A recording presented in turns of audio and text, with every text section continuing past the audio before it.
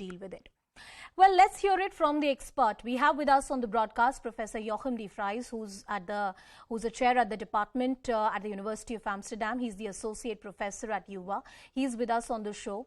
So thank you so much for speaking to us. I want to take your view. What is it that the governments can do to grapple with the challenges of the climate change which we are witnessing? A lot of cities across the world, not just here in India, but a lot of them in India as well, for sure, are unplanned cities. What kind of urban planning will cities need in the next few years? What I want to tell you is that it's very important with regard to climate change and specifically the dangers of flooding that you have a governance system which more or less sets apart the funding and the planning for flood prevention. So that this slightly less spectacular task of maintaining dams and barriers and creating room for water is safeguarded against the normal processes of politics, where money is often leaking to more spectacular projects such as building roads, subways, or maybe welfare. So characteristic for the Dutch system is that we have been able to institutionally and organizationally set apart a legal instrumentarium and money for this purpose of flood prevention.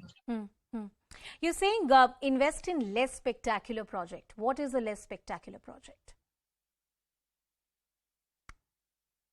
Less spectacular projects is building a dam, maintaining a dam for situations that might happen only once in 100 years or 150 years.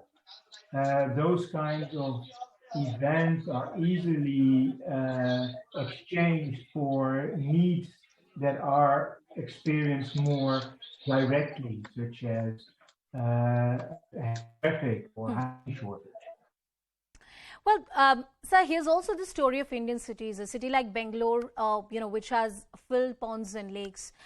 In Bengaluru, illegal construction is a huge problem. You also have a city like Gurugram, which is built by cutting the Aravalli Mountains. What kind of corrective measures can be taken if one talks about these cities?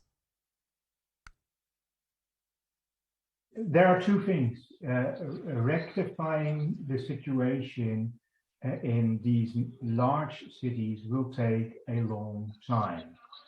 And it would need for India, but also for other countries, to improve their long-term planning capacity.